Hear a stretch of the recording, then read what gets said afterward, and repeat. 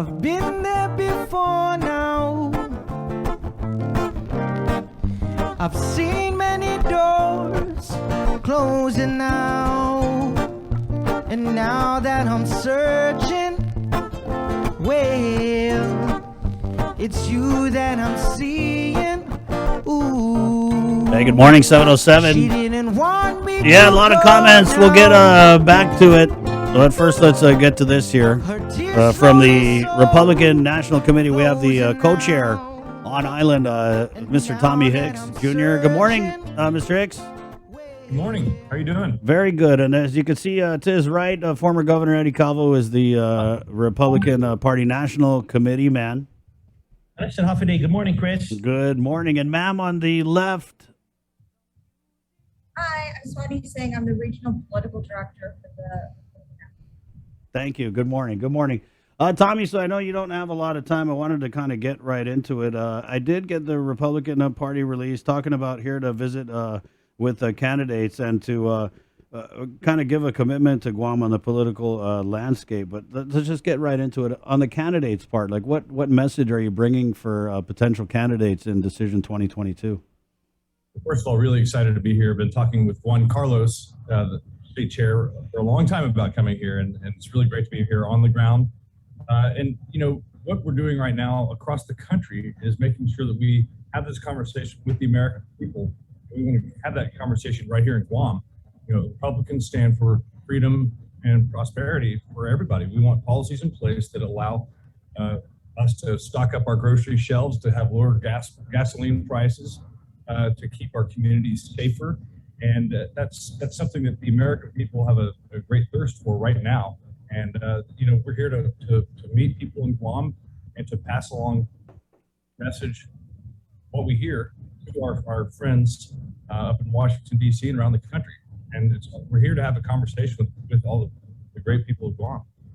Well, I think you had a lot of people when you started with put more food on the grocery shelves and lower the price of gas. Those are kind of like national issues, right? That you're really trying to tailor to like a local fit. And so I kind of posed the question this morning, you know, and I know the party is excited about you being here, but what kind of results do you think that this means for the average person, the average resident on Guam?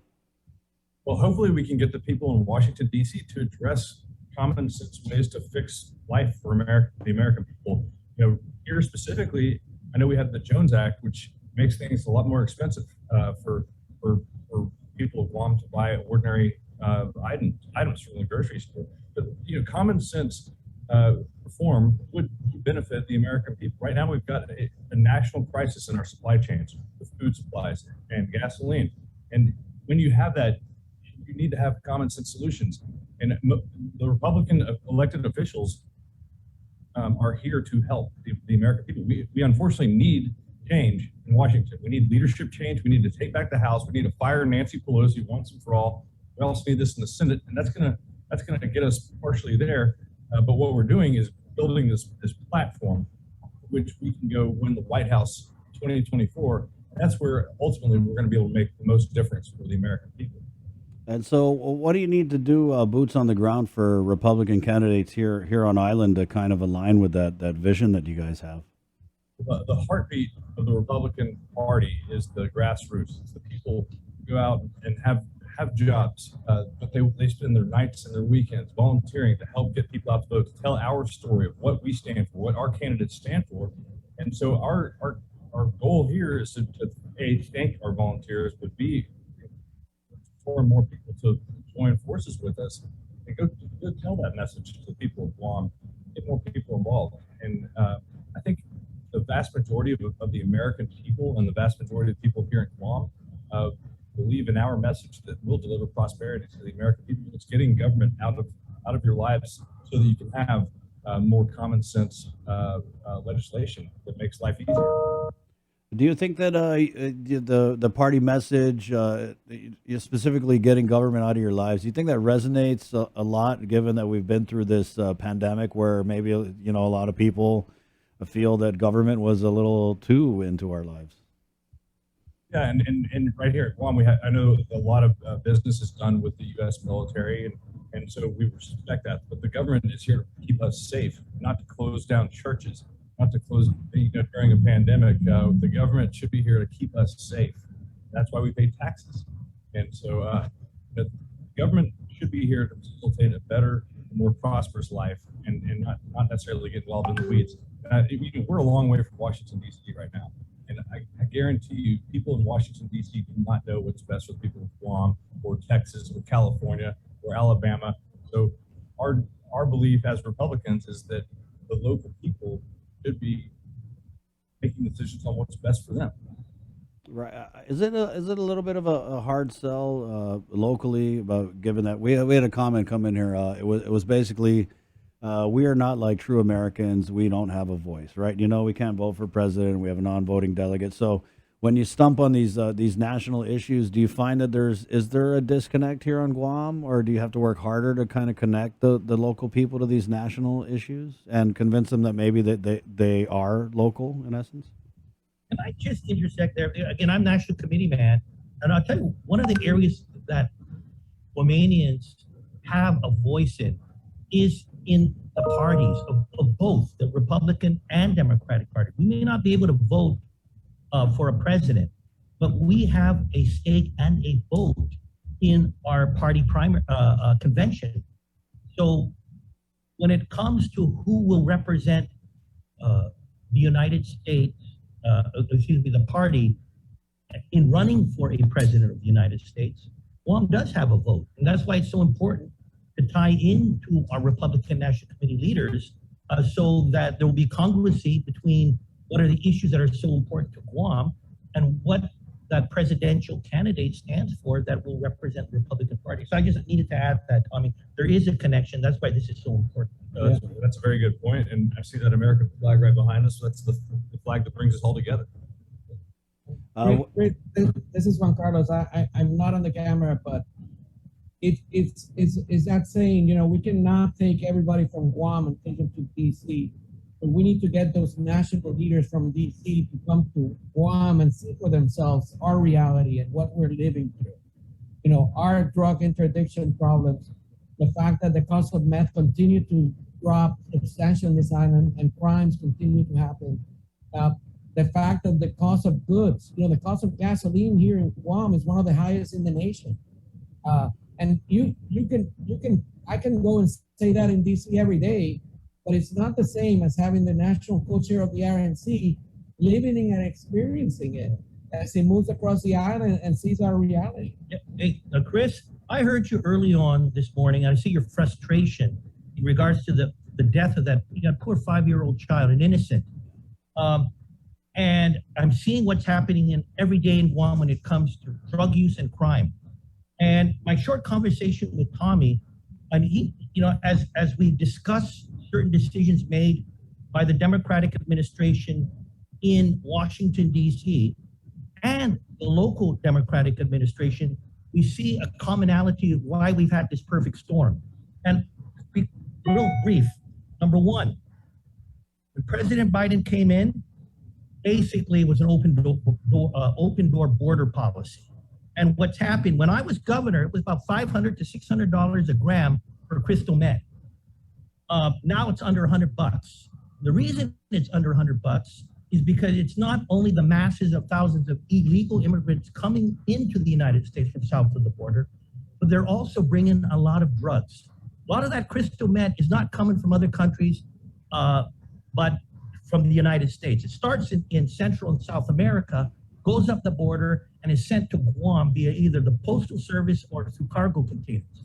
That was what a decision that was made in Washington, D.C., and its impact to Guam. Now, a decision by our local Democratic governor to end the existence of the Madunya Drug Task Force and not focus on crimes when it comes to drug activity in Guam, that was a decision made by the local leadership. Mm-hmm. You put those two together and you see the mess that we're in right now. That's why it's so important for folks locally in the Republican Party connecting with our national Republican brothers and sisters so that we can work on platforms on issues that are so important to our local community and put them together with the national platform of the Republican Party. Mr. Hicks, what's your itinerary today? I know you're just here for a day, and when we brought you on, you said it's a beautiful day. We get them every day here, and I'm pretty sure your schedule is pretty jam packed. So, what have you got going on? We have a full day and meeting lots of people, so really excited about that. Going to see some museums and also take in the sights of Guam. So really excited about that. Our friends here have really set up a great day for us. So we're honored to be here. So thanks for having us. Juan, I wanted to ask you, Juan, because I know when we reported this on the news, we had talked about the visit of the Republican National Committee chair, and I just wanted to put the question forward. Why do you think we haven't seen this level of engagement from the Democratic Party nationally? Where I mean, because if I'm the Democratic Party, I'm thinking, oh, the Republicans send their national, I'm sending mine. You know what I mean? Well, I think the National Democratic Party is taking us for granted. There's been no one from that administration coming in. We have under the Republican administration of the White House of President Trump, we had the president, vice president meet with people, come to Guam, and meet with not just our governor, with our servicemen and a group of our civilians. Here we had the vice president of the United States spends 5 hours on the runway. She didn't even have the decency to meet with the governor. And I am surprised that the Democratic Party is not criticizing the National Party more. The Republican Party of the United States sees us as an equal. They treat us as equal. We have the same votes, same participation inside the structure. That's not the same in the Democratic Party.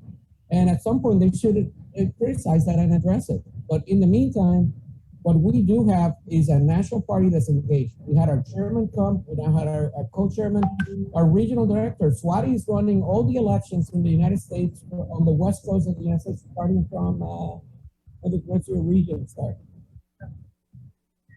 Juan or Govin, Mr. Hicks, if people listening, I mean, maybe someone hasn't even picked up a packet or whatever, but maybe inspired by your message this morning, how do they get a hold of you to cross paths when you do have that sit down with candidates today? Well, and first of all, I think real quick, I want to reiterate kind of what Juan Carlos was saying. There's a fundamental difference between the Republicans' mindset and the Democrats' mindset. We believe in local grassroots activity driving policy. The Democrats believe they've got this ivory tower in Washington, D.C., and they want to force policies down from Washington that they think is best for everybody in the country. And that's just not how we have successful and efficient, effective government. GOP.com is the place to go. What's the local website here that you guys are? Yeah, we're on Facebook, Republican Party of Guam. And feel free to go to our site and connect. Anybody that wants to reach me, you can always do it at my cell phone number. It's 671-482-5522. I'm more than glad to take anybody's calls and concerns. He always picks up the phone. I do. Yeah. I wonder if you're going to get any prank calls from the Democrats, Juan. Let me know.